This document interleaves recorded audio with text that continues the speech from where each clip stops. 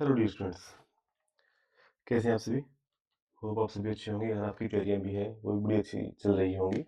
पहले भी जो हमारा एक लेक्चर था जिसमें फिगर ऑफ स्पीच है उसके बारे में हम बात कर रहे थे। जो फिगर ऑफ स्पीच है वो वीडियो का कुछ इश्यू हो गया था, तो उसका जो पार्ट 2 है, क्या कि वो एक वीडियो सिंगल ही वीडियो था वो, लेकिन सिंगल वीडियो में वो टोटल वीडियो था 27 मिनट का, लेकिन फिर भी वो अपलोड होने में कुछ इशू आ गया था। तो जो फिगर ऑफ स्पीच के ऊपर वो बेस्ड था अपना वीडियो। अभी जो वीडियो है उसमें जो लास्ट में जो समरी है वो रह गई थी, जो मतलब जो टिप्स और ट्रिक्स थी वो भी रह गई थी। ये जो दो हैं अपने टाइप्स हैं ये भी रह गए थे। ठीक है, तो अभी ये ज़्यादा बड़ा वीडियो नहीं होगा, ये इसका पार्ट 2 रहेगा। और इसमें आपको जो सारी समरी है ना, जो फिगर ऑफ स्पीच की जो टॉप 15 है उनकी सारी समरी आपको इसमें मिल जाएगी। ठीक है, तो ज़्यादा टाइम वेस्ट ना करते हुए देखते हैं कि पैराडॉक्स है वो क्या होता है। कि पैराडॉक्स है ना, वो होता है जिसके अंदर सारा का सारा जो सिस्टम है अपना ये चलता है, और इसके अंदर जो चीजें हैं जो पहली नजर में गलत लगती है लेकिन सच होती हैं वो। नाम क्या है? विरोधाभास। विरोधाभासात्मक सत्य। जो बात है ना वो क्या है? ट्रूथ है वो। क्या है? सच्चाई आती है उस बात में, लेकिन पहली नजर में वो चीजें गलत लग रही हैं लेकिन सच है। द मोर यू लर्न, जितना तुम सीखोगे, the more you realise you don't know, कि तुम उतना सोचोगे मुझे कुछ नहीं आता। ये तो है ही। अगर आपको ये लग रहा है कि भी मैं ज़्यादा पढ़ रहा हूँ और ज़्यादा पढ़ने के बाद मुझे कुछ नहीं याद आ रहा, ठीक है, तो ये तब होता है जब हमारा जो विजडम पावर है, हमारी जो नॉलेज है, ठीक है, हमारी जब नॉलेज इंक्रीज होती है तब हम क्या होते हैं कि ज़्यादा चुप रहना शुरू कर देते हैं। और हम सोचते हैं यार हमें तो इतना भी पता नहीं है, जो राइटर था ये तो इतना अच्छा तरह से लिख रहा था, ये जो अपना कैरेक्टर है ये तो कितनी अच्छी तरह से जी रहा था। ठीक है, इस तरह से चीज़ें होती हैं। कहते हैं ना कि जो ज़्यादा पढ़ा लिखा होता है, ज़्यादा विजडम वाला होता है, ज़्यादा नॉलेज वाला होता है, वो चुप रहता है। और जिसे कुछ नहीं आता वो बहुत बकवास करता है। हम हमारी पर्सनल लाइफ में देखते भी हैं। विरोधाभास ऐसा लगने वाला परंतु सच्चा कथन है, ये हिंदी में इसका ये मीनिंग है। तो जितना बोलो उतना चुप रहो, जितना बोलो उतना ही चुप रहो। तो पैरा मतलब अगेंस्ट, डॉक्स मतलब ओपिनियन। विरोध में भी जहाँ पे सच्चाई आए वो होगा पैराडॉक्स। ठीक है, अभी आगे देखते हैं रिटोर्स। अभी आगे टिप्स और जो ट्रिक्स है ना वो भी आपके आ जाएंगी।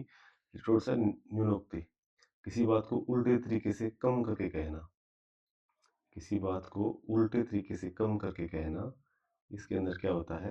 नॉट बैड एट ऑल, तुम बुरे नहीं हो मतलब अच्छे हो।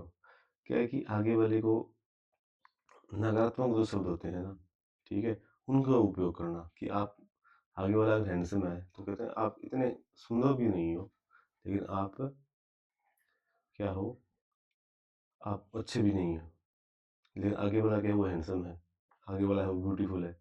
ठीक है, तो इस तरह से जो बातें होती हैं उनके लिए ये लिटोर्स वर्ड है, यूज होता है। देखिए, नॉट बैड एट ऑल, कि किसी बात को उल्टे तरीके से कम करके कहना, किसी बात की पुष्टि करने के लिए नकारात्मक शब्द उपयोग करना।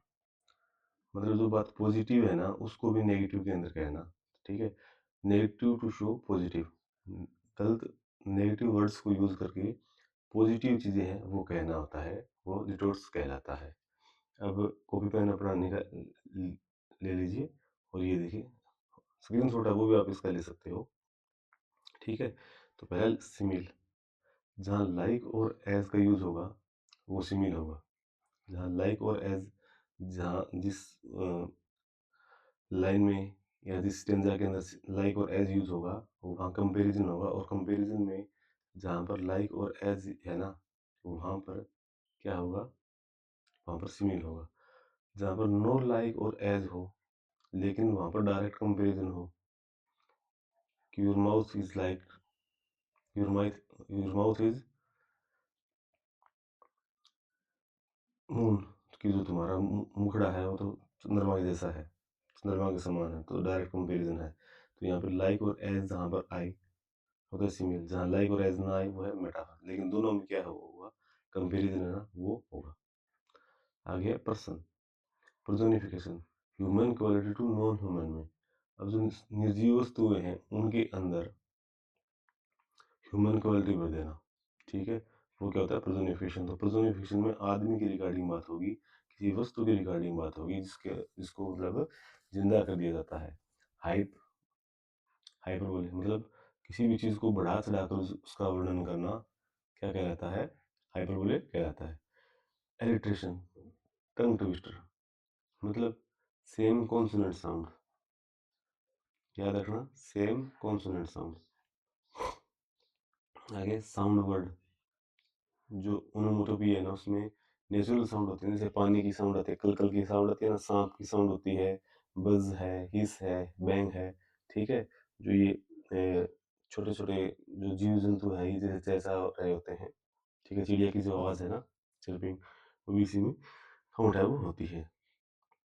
आगे opposite together, oxymoron, contradictory words use करना, day and night, sleepless night, ठीक है। इस तरह के जो वर्ड्स होते हैं ऑपोजिट वर्ड्स एक साथ यूज होना ऑक्सीमोरन कहलाता है।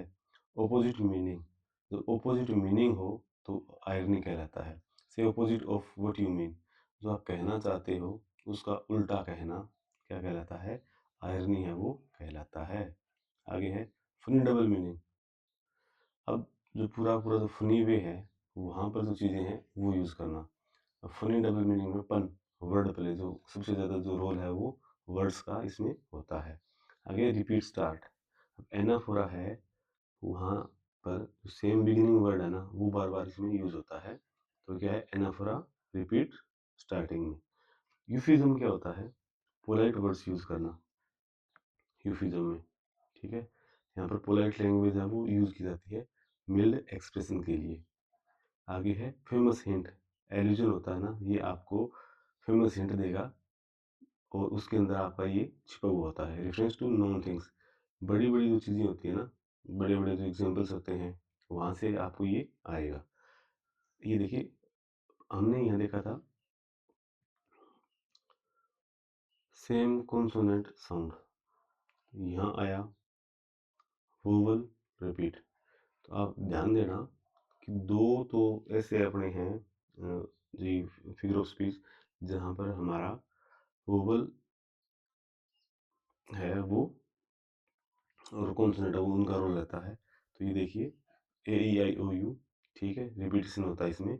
और seems but true, seems wrong but true, जो चीज़ें हैं वो गलत लग रही हैं लेकिन है सही। तो हिडन ट्रूथ जहाँ होता है वो पैराडॉक्स अलंकार, पैराडॉक्स फिगर ऑफ स्पीच कहलाता है। आगे negative to mean positive, negative है वर्ड्स लेकिन उसका जो मीनिंग है वो पॉजिटिव है, लिटोट्स वो कहलाता है, ठीक है। तो नॉट बैड लेकिन है तो अच्छा है ना, ठीक है। इस तरह से ये जो वर्ड्स है अपने ये होते हैं। होप आपको अभी तक इसमें ये जो चीज़ें ये समझ में आई हैं।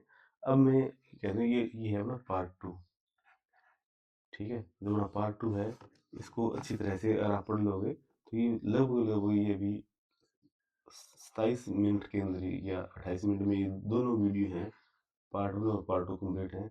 और ये जो है इसका एक बार आप और स्क्रीनशॉट है वो ले लो ताकि आपको ज़्यादा दिक्कत ना आए, ठीक है बच्चों। और भी अगर आपको कुछ पूछना हो तो आप मैसेज कर सकते हैं, ठीक है, कमेंट है वो कर सकते हैं, ठीक है बच्चों। All the best.